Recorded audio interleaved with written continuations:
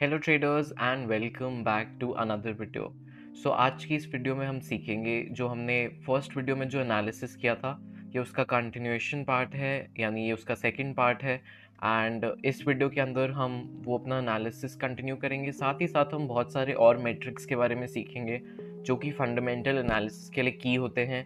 And if you want to be a smart and intelligent investor तो आपको ये analysis करना ज़रूर आना चाहिए। चलिए हम वीडियो की तरफ चलते हैं।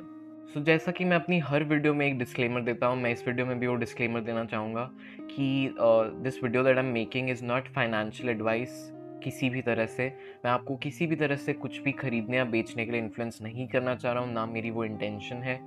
What I am simply trying to do here is कि मेरा बस इतना सा इंटेंशन है कि आप इस वीडियो को एजुकेशनल वीडियो की तरह लें एंड इससे एक्चुअल में कुछ सीख के जाएं एंड अपने जो फंडामेंटल्स हैं, जो अपनी इन्वेस्टिंग जर्नी है, उसमें आगे बढ़ें और चीज़ें सीखें। एंड अगर आप इस वीडियो से कुछ सीख के जाएंगे तो I would be very pleased and that is the only reason that I am making this video. Forward P of Castrol India हम देख पा रहे हैं इज़ अराउंड 17.5 to 19.4x। इसको भी हम एक न्यूट्रल फैक्टर की तरह ही लेते हैं एंड ऐसा इसलिए कर रहे हैं हम बिकॉज ज़्यादा उतना चेंज नहीं दिख रहा है फॉरवर्ड पी की रेशियो के अंदर, यानी जो अभी है वही एक्सपेक्ट कर रहे हैं हम in the future as well. And अब हम प्राइस टू सेल्स की बात करते हैं। So for that we'll go here and we'll do price to sales ratio of Castrol India। अब ये मेट्रिक्स हमें थोड़ा बताते हैं कि कंपनी ओवर वैल्यूड तो नहीं है। सो वी कैन सी कि 3.3 to 3.4 जो है ये हमें रेशियो दे रही है। This means that investors pay about 3.3 rupees to 3.4 rupees for every rupee of sales. So ये जो मेट्रिक है ये वेरी करता है between this number, but usually हम चाहते हैं कि ये नंबर बिलो 2 हो। So for that I think अभी के लिए we'll have to give -1 on this. Let's look at the revenue growth of Castrol India now. ये हम दो जगह से कर सकते हैं, एक तो हम ट्रेडिंग व्यू से कर सकते हैं। लाइक वी कैन सी कि रेवेन्यू इज़ पॉजिटिव, जो एक्सपेक्टेड था उससे ज़्यादा आया है, कंपनी ने उससे ज़्यादा रेवेन्यू रिपोर्ट किया है। सो वी कैन सी हमने there is a price of 0.69% or 94 million। So what we'll do is we'll go ahead and give a 1 to this। and now we'll look at earnings growth। earnings के अंदर भी positive था I think, yeah। so estimate था of 2.133 but we got 2.30, so we'll also give a 1 here। अब ROE के लिए we'll have to go to money control, so let's quickly go ahead and do that।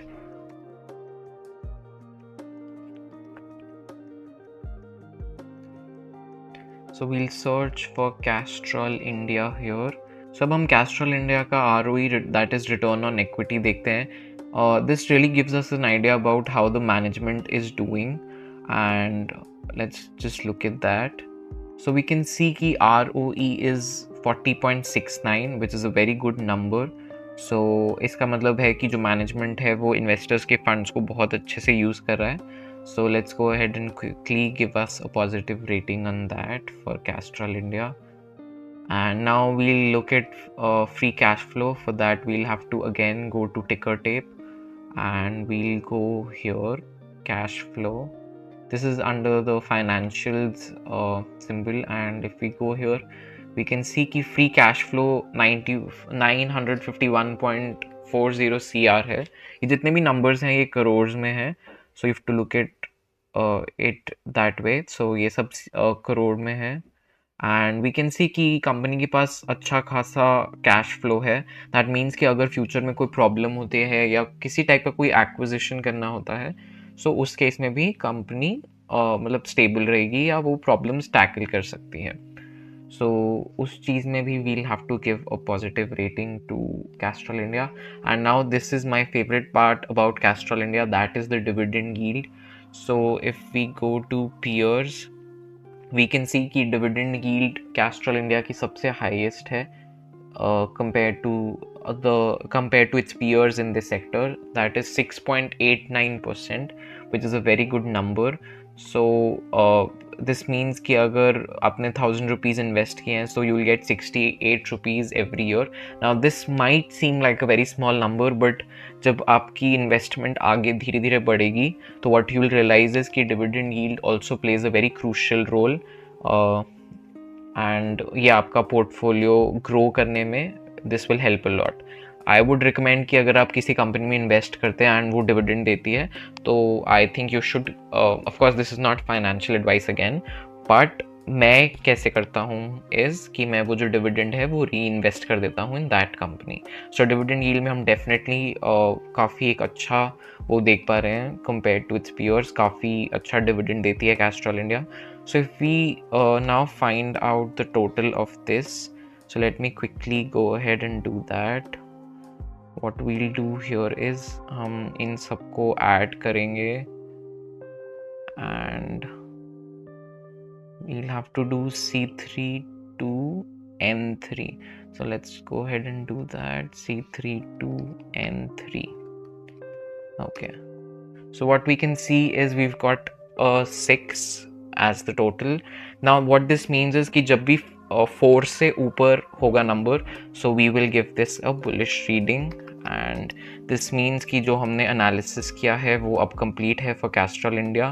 At least ये अगर आप इन 2 technical factors को हटा दो तो हमने अभी लॉन्ग टर्म एनालिसिस भी कर लिया है for Castrol India. And of course then you can dive deeper and आप इस पे और आर्टिकल्स पढ़ सकते हो कैस्ट्रॉल इंडिया पे, how the company is doing. And I would recommend कि आप ये सब चीज़ें भी पढ़ें, like what are the growth drivers and challenges क्या फेस कर रही है company, how is the business sentiment analysis कि कंपनी नवंबर में कैसा कर रही है, and what is the recent financial data या जो रीसेंट अर्निंग्स हैं वो कैसे रही हैं. So this also gives you an idea about how the company is doing. But this is how you normally analyze a company, and other than this, if you want, of course you can, there's no extent to this. मतलब अभी because I have to summarize all of this in this video, तो मेरे को थोड़ा सा fast करना पड़ा है and कुछ मेट्रिक्स में नहीं भी इन्वॉल्व मतलब कर पाया हूँ, जिसके बारे में आप अगर आपको और इन डेप्थ एनालिसिस करना हो तो आप और आर्टिकल्स पढ़ सकते हैं कंपनी के बारे में, and you can find out कि कंपनी अपना मेजॉरिटी ऑफ द प्रॉफिट कहाँ से बनाती है. Another thing that I like to look at is कि जो रेवेन्यू है वो ग्रोइंग होना चाहिए, जो नेट इनकम है वो ग्रोइंग होनी चाहिए, and EPS should also be growing. Then balance sheet के अंदर आप करंट एसेट्स करंट लाइबिलिटीज़ देख सकते हैं, and yeah, this is something that you can do. Current assets basically वो assets होते हैं कंपनी के जो short term assets होते हैं, and liabilities, current liabilities वो होती हैं जो short term liabilities होती हैं जो कंपनी को पे करनी होती हैं. So these are some other things that you can look at, and ये जो standalone financial statements है इसके अंदर I'll dive deeper in an upcoming video, and इसके बारे में हम और डिटेल में बात करेंगे. सो आज की वीडियो में इतना ही. हमने काफ़ी सारी चीज़ें कवर की हैं इस वीडियो और इससे पिछले वीडियो में. आई वुड रिकमेंड कि अगर आपको कुछ भी डाउट है तो either you comment down below और री वॉच द वीडियोज़, बिकॉज ये सारे जो हमने मेट्रिक्स सीखे हैं इस वीडियो में और पिछले वीडियो में ये बहुत ज़्यादा की है to analyzing a company. And of course इससे भी ज़्यादा इन डेप्थ जाके आप रिसर्च करते हो जब आप एक्चुअल में अपने पैसे लगा रहे होते हो या कहीं पे इन्वेस्ट कर रहे होते हो. तो एटलीस्ट फॉर मी ये मेट्रिक्स को मैं अपने ध्यान में रखता हूँ, बट इनसे ज़्यादा you need to also research about the management of the company, and company पहले कैसे रिटर्न्स देती आई है, is the company consistent with dividends और नॉट. तो ये सारी चीज़ें देखना, प्लस क्या चैलेंजेस फेस कर रही है कंपनी, एंड फ्यूचर में वो चैलेंजेस सॉल्व हो सकते हैं कि नहीं, एंड वो अगर सॉल्व हो सकते हैं तो वो कैसे सॉल्व होंगे. और doing all of this research is your work, and आप ये कर सकते हो ईदर बाय यूजिंग गूगल और रीडिंग आर्टिकल्स और बाय यूजिंग ChatGPT. तो personally for me I like to read articles about this kind of stuff, and जैसा कि मैंने आपको ऐप्स बताई थी जो जैसे कि for example money control and टिकर टेप एंड फ्रंट पेज, तो आप उन ऐप्स को भी यूज़ करके अपनी रिसर्च को और बेटर कर सकते हो, and that is something that I would recommend.